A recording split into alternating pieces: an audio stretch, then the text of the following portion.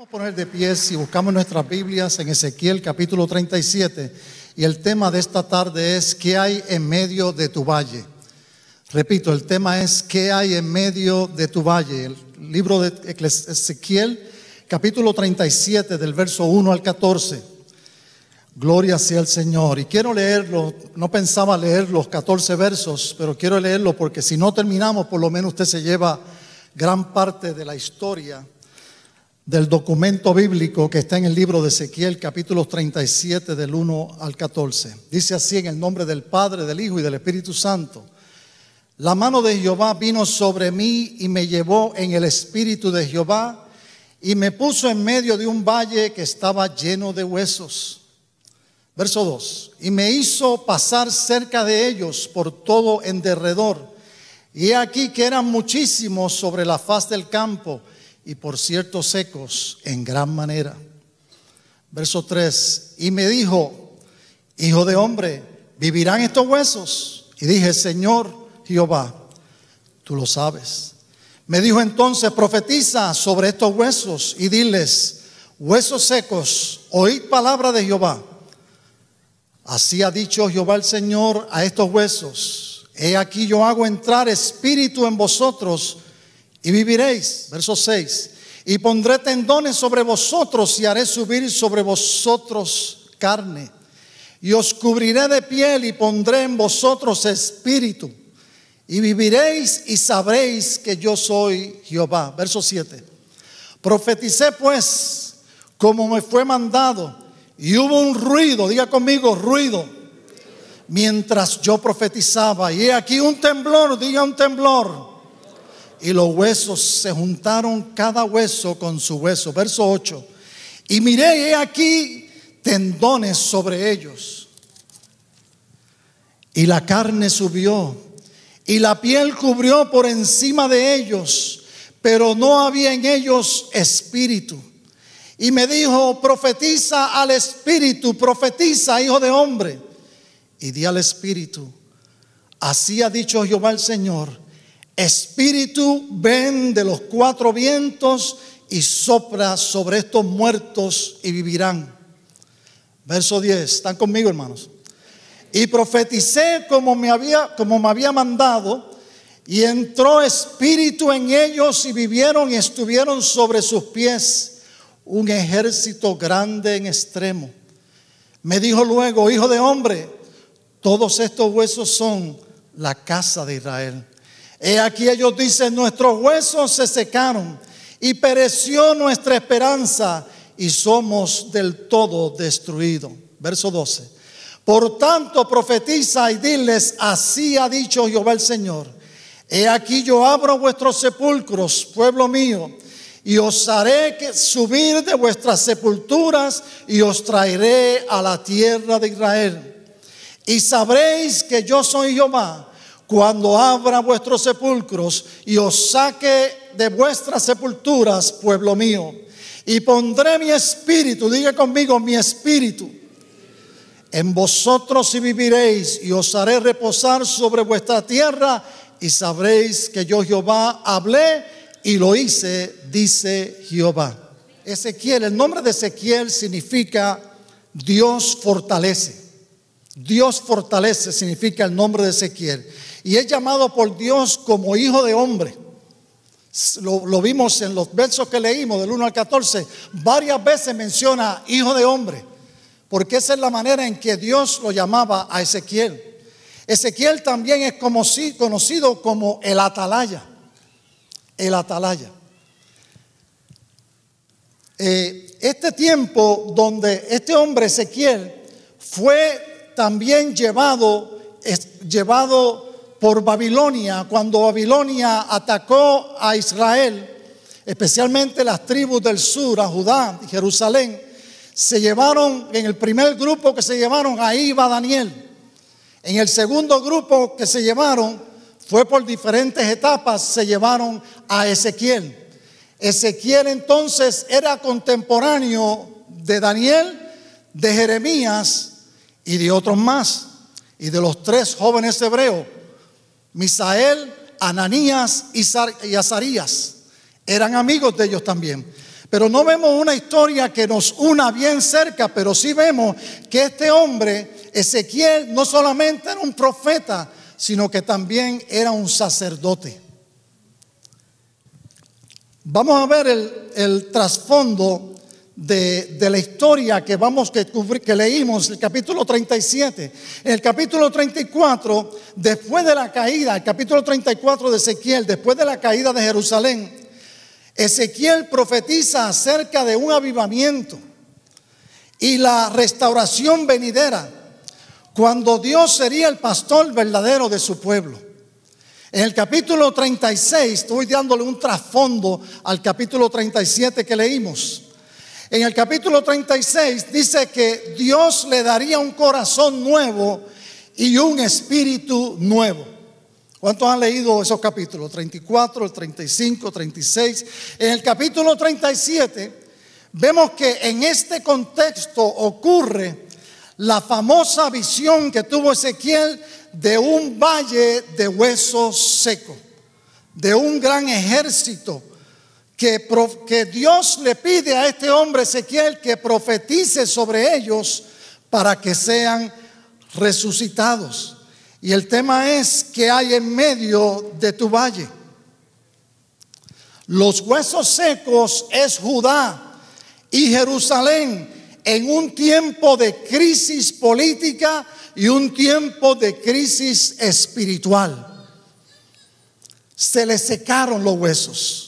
Si estuviéramos hablando en una manera bíblica o de instituto bíblico, podríamos decir que hermenéuticamente, o sea, la hermenéutica, que es la ciencia que estudia los pasajes bíblicos, podríamos decir que este capítulo 37 nos habla de un Israel resucitado, pero sin espíritu,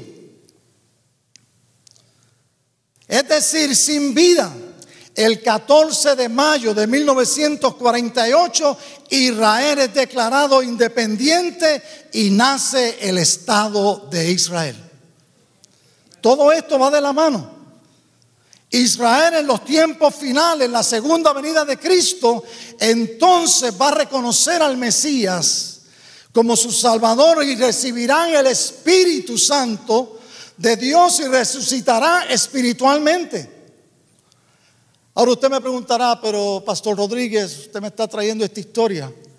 Es que esta historia bíblica de los huesos secos, del valle de los huesos secos, la pregunta del tema de esta mañana, de esta tarde es: ¿qué hay en tu valle?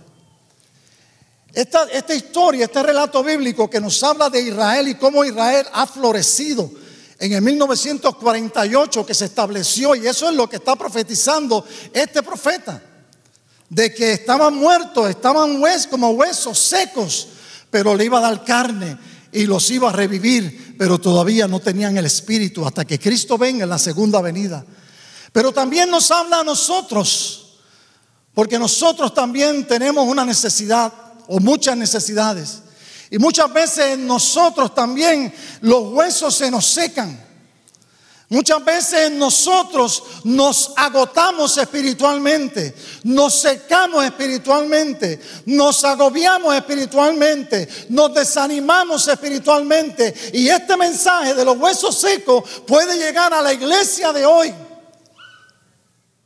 porque vivimos bajo el cuidado de un Dios que es eterno, que no tiene sombra de variación, que es el mismo ayer, hoy, por los siglos de los siglos, el alfa y el omega, que le habló a Israel y ahora nos habla a nosotros a través de su palabra y de su espíritu. ¿Qué habría pasado para que Israel entrara en una situación vista por el profeta en una manera espiritual, en una visión donde ve huesos, pero no solamente huesos secos, rotos, desmantelados completamente los cuerpos? ¿Qué llegó? ¿Por qué el pueblo de Israel tuvo que llegar a una condición de una sequedad tan terrible, hermanos? Vamos a verlo. Una de las razones es porque era un pueblo rebelde. Y aquí tiene aplicación para nosotros, pero vamos a definir qué es rebeldía. Rebeldía o ser rebelde es un comportamiento caracterizado por la resistencia o el desafío a la autoridad. Sinónimos: terco, duro de cerviz. Por eso Israel estaba en los huesos secos. Y es palabra aplicación para nosotros, de que nosotros también podemos secarnos espiritualmente cuando hay rebeldía en nosotros. Cuando hicieron un ejemplo, cuando hicieron un becerro de oro, Aarón, y dijeron: estos son tus dioses que te sacaron de la tierra de Egipto. Mire la rebeldía en toda potencia. Éxodo capítulo 32, versos 8 y 9 dice: pronto se han apartado del camino que yo les mandé. Se han hecho un becerro de fundición, lo han adorado, le han ofrecido sacrificio y han dicho: Israel, estos son tus dioses que te sacaron de la tierra de Egipto. Continuó diciendo Jehová a Moisés: yo he visto a este pueblo, que por cierto es un pueblo muy terco. Yo no sé si Dios te está hablando en esta tarde aquí, pero Dios le estaba hablando a gente de carne y hueso. Y Dios nos habla sobre esto de la rebeldía. No tener en cuenta, desafiar la autoridad, hacer resistencia. Esa es la característica de la rebeldía, de ser terco. ¿Por qué más Israel estaba en esa condición de huesos secos? Por la idolatría. Adorar, ¿qué es idolatría? Adorar ídolos o imágenes de deidades, objetos de culto, amor y admiración excesivo que se sienten por una persona o una cosa. Es una violación a los dos primeros mandamientos, la idolatría. Éxodo 23 al 6 dice: no tendrás dioses ajenos delante de mí. No te harás imagen ni ninguna semejanza de lo que está arriba en el cielo, ni abajo en la tierra, ni en las aguas debajo de la tierra. No te inclinarás a ella ni las honrarás, porque yo soy Jehová tu Dios, fuerte, celoso, que visito la maldad de los padres sobre los hijos hasta la tercera y la cuarta generación de los que me aborrecen, y hago misericordia por millares a los que me aman y guardan mis mandamientos. Por la idolatría estaba Israel ahí. Y usted va a decir: pero ya yo salí de eso. Pero oiga, algunas veces el dinero que tiene en el banco, that's your God. La educación que tienes, el certificado que está enganchado en la pared, that's your God. La familia misma, la esposa, el esposo, los hijos, that's your God. La tierra que tienes, land o la casa, la propiedad, that sometimes, algunas veces se torna en ídolos. ¿Por qué? Porque los trabajos mismos se tornan en ídolos. ¿Por qué? Por el que le damos el lugar que le corresponde a Dios, se lo damos a esas cosas. Y no quiero decir que es malo tener propiedades, tener dinero, tener carros, tener bendiciones. Lo vemos en Job. Dice que Job tenía 300 Cadillac. Eran camellos, pero para aquel tiempo eran Cadillac.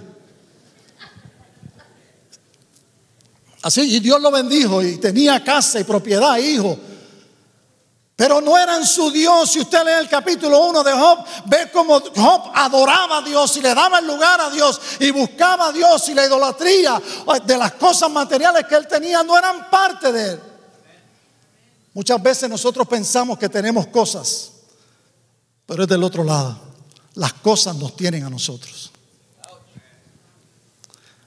¿Por qué el pueblo de Israel estaba así tirado en los huesos? Por ser un pueblo incrédulo. ¿Qué es incredulidad? Es la falta de fe.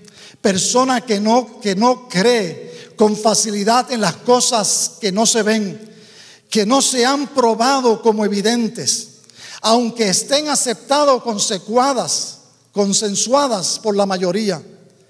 Números 13 dice: cuando los espías fueron a ver las tierras prometidas, de los 2 espías, solo 2, Josué y Caleb, dijeron: let's go for it. Pero los otros 10 dijeron: wah, wah, wah.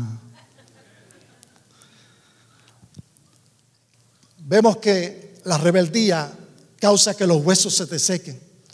Vemos que la idolatría causa que los huesos se te sequen. Vemos que la incredulidad causa que los huesos se te sequen. Cuando hay una falta de conformidad, de que no estamos satisfechos, también se nos secan los huesos. ¿Por qué? Porque seguimos buscando para ser satisfechos con las cosas que podemos ver, que podemos tocar, que podemos echarle mano. Por la falta de ser una persona que acepta conformidad. Esa inconformidad causa una incredulidad. Dale gracias a Dios por lo que tiene. Yo he tenido oportunidad de ir a viajes misioneros, a varios, a Cuba, a Nicaragua, a Santo Domingo, a Haití, y he visto lo que es necesidad. He visto lo que es tomar agua de un tanque que lleva meses el agua guardada. Una experiencia tremenda, pero el tiempo no da, pero después se la cuento. Pero Dios es bueno y Dios nos cubre y nos protege. Todas estas causas son las razones porque este pueblo estaba considerado, visto por Ezequiel como en huesos secos. Habían abandonado a Dios. Jeremías capítulo 2 verso 13 dice: porque dos males ha hecho mi pueblo, me dejaron a mí fuente de agua viva y cavaron para sí cisternas rotas que no retienen agua. El verso 11 que leímos, capítulo 37, verso 11, dice: me dijo luego, hijo de hombre, todos estos huesos son la casa de Israel. He aquí ellos dicen: nuestros huesos se secaron y pereció nuestra esperanza y somos del todo destruidos. Cuando no hay esperanza. A los cristianos nos llegan tiempos así que no vemos una salida. Perdemos la esperanza. Es normal, nos puede pasar. Pero en esta tarde Dios te ha traído a esta iglesia para que tú tengas una renovación y un entendimiento de que hay una esperanza y se llama Dios. En esta tarde tú has venido a la casa del Señor para que no importa lo difícil, lo grande, lo oculto, lo difícil, lo imposible que pueda ser, hay esperanza en Dios. Hay esperanza en Dios. Me llama mucho la atención porque el profeta, cuando Dios le pregunta en el verso 3 y le dice: Ezequiel, y le enseña los huesos, y dice: Ezequiel, estos huesos vivirán.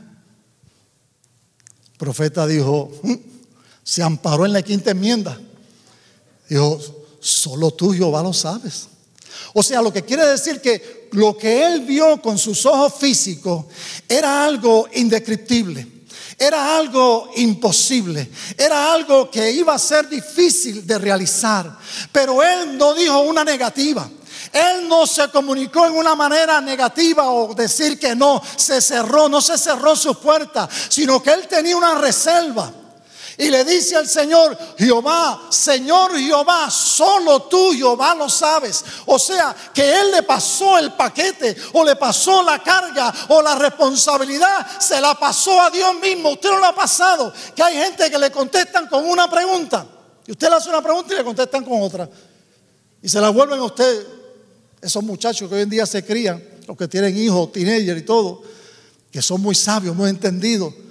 Oiga, y te hacen unas preguntas, usted le hace una pregunta y ellos te hacen otra que te deja, ¿what? Y este hombre se amparó en la quinta enmienda y le dice: solo tú, Jehová, lo sabes. Y en esta tarde yo te invito para que toda tu preocupación, toda tu carga, todo lo que tú ves que es imposible, el hijo pródigo, la crisis que está viviendo, tu matrimonio, las relaciones con tus hijos, la relación con tu esposo o tu esposa, cualquier crisis, cualquier cosa que tenga, no va a ser más grande que aquellos huesos que estaban secos. Pero el Dios le dice, Ezequiel le dice al Señor: solo tú, Jehová, lo sabes.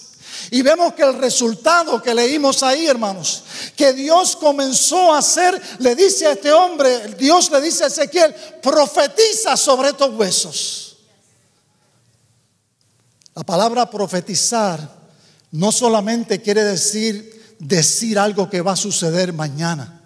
La palabra profetizar son decir los oráculos de Dios. Es decir, la palabra de Dios. Es comunicar la palabra de Dios. Y entonces, oiga, una nota y ponga ahí una aplicación. Cuando un profeta venga y le diga algo que va a suceder, apunte el día, apunte la hora, apunte el nombre y qué fue lo que le dijo y dele tiempo, porque lo mejor para un profeta es give it time. Si es profeta de Dios, lo que dijo, gonna go up. Si no es profeta de Dios, el tiempo es el mayor juez de cuando hay profecía. Pero esta profecía, cuando Dios le dice a Ezequiel, profetiza sobre los huesos, es una profecía que le hable, que le predique. Y es que es muy considerable, o sea, vale la pena considerar que lo que le está hablando, lo que le va a hablar a Ezequiel, o el mandato de Dios que Dios le da a Ezequiel es para que le hable, que le profetice, que le diga. Y mire qué precioso. Hebreos 4:12 dice: la palabra de Dios es viva, eficaz y más cortante que toda espada de dos filos. Penetra hasta partir el alma y el espíritu, las coyunturas y los tuétanos, y discierne los pensamientos y las intenciones del corazón. O sea, la palabra que Dios le dice a Ezequiel que le hable es la palabra de Dios, los oráculos de Dios. Oye, una notita, cuando usted vaya a ver a alguien que está en coma en el hospital, no vaya allá y empiece a decir, hay que hacer los planes, vamos a enterrarlo en el... No haga eso, porque usted no sabe si Dios puede levantar a ese hombre o esa mujer que está en coma. No hable nada negativo. God is good. He is in the hands of God. Está en las manos del Señor. Dios es bueno. Vamos a orar. Pero no diga, hay que hacer, arréglate, hay que hacer esto. Porque hay gente que Dios levanta. Dios resucita. Imagínense que vio el profeta resucitar esos huesos que estaban secos. Imagínense si va a resucitar uno que muera. Oiga, me llama la atención el verso 8. Y estoy yendo de picaditas aquí y allá porque el tiempo se abrevia. El verso 8 dice: y miré, y aquí tendones sobre ellos, y la carne subió. Y la carne subió. ¿Cómo que subió la carne? El hombre es hecho de la tierra. El hombre estaba tirado en la tierra. Y la carne subió para cubrirlo. Por eso es que hay una gran relación entre la fruta, las verduras, las comidas que nosotros comemos con nosotros los seres humanos, porque venimos del mismo lugar, del polvo. Pastor, usted me está diciendo que yo soy polvo. No, lo dice la palabra. Yo no lo estoy diciendo. Yo solamente trabajo para GPS, God Postal Service, y te estoy diciendo lo que dice la palabra. Somos polvo. ¿O usted se creía que usted se pone un perfumito de Chanel y ya el polvo se cambió? ¿Sigue siendo polvo? Vamos para allá. Oiga, hay una parte, con esta voy a cerrar. Es en el capítulo mismo 37, donde dice, donde habla sobre los, mira a ver si lo ve, hermano, donde habla sobre los vientos. ¿Dónde está? De los 4 vientos. Y vemos el ruido que hubo. No es ese ruido del niño. Aquí está, el verso 9. Y me dijo, profetiza al espíritu.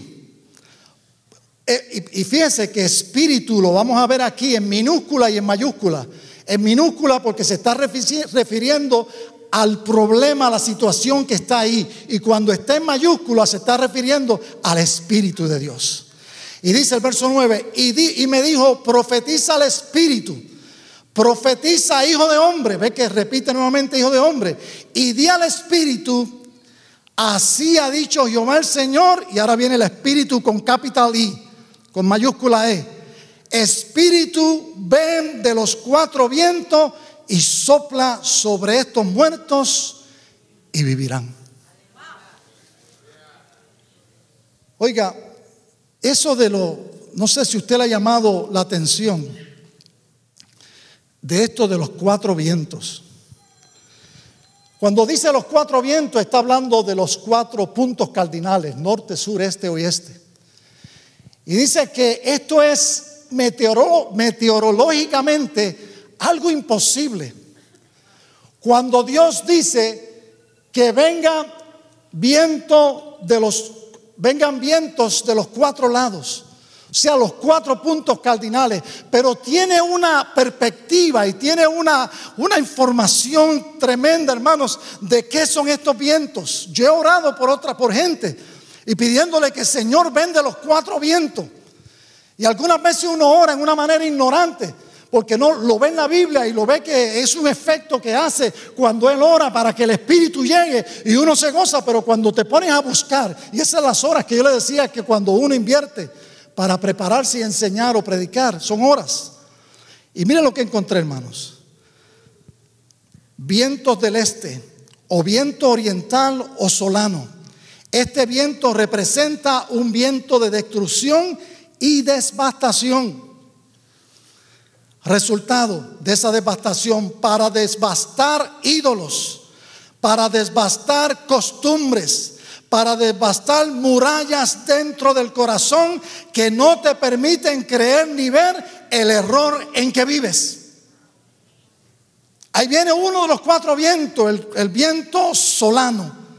Ezequiel 27-26 dice: en muchas aguas te engolfaron tus remeros, viento solano te quebrantó en medio de los mares. O sea, el viento solano es un viento destructor. Pero ¿qué es lo que destruye? Destruye los ídolos, destruye las costumbres paganas, destruye las murallas del corazón que no te permiten creer y ver el error en que vives. Dios le está hablando a los huesos secos, no está hablando a todos nosotros, comenzando conmigo.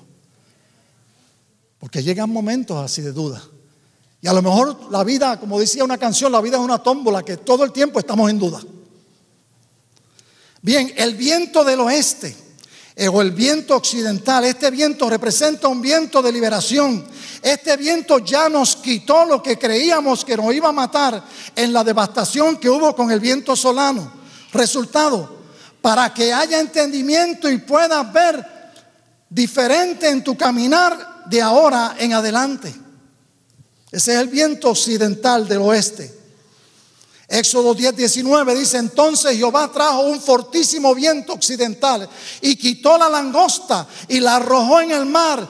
Ni una langosta quedó en todo el país de Egipto. O sea que el viento solano es un viento que viene a devastar los ídolos, las malas costumbres. Oye, para quitar malas costumbres, eso es terrible. No, que mi esposo siempre pone la ropa aquí. Yo le digo que no la ponga ahí, que la ponga en el hamper. No, que mi esposo deja el cepillo con pasta. No, que deja los zapatos donde quiera. Pobre los esposos, ¿verdad? Que Dios nos ayude. Pero entonces viene el viento del oeste para hacer una limpieza. Entonces el viento del norte, este viento representa un viento clarificador y limpiador y refrescante. Empiezas a ver con claridad. Este viento trae revelación ya de los mismos, ya no de los mismos viejos y obsoletos, sino nuevos recipientes para ser llenados de lo nuevo de Dios. Isaías 61 dice: levántate y resplandece, porque ha venido tu luz y la gloria de Jehová ha nacido sobre ti. El último viento, el viento del sur. Este viento representa algo agradable. Es sosegador, que trae paz para vivir mejor. Job 37:17 dice: ¿Por qué estás caliente? ¿Por qué están calientes tus vestidos cuando Él sosiega la tierra con el viento del sur?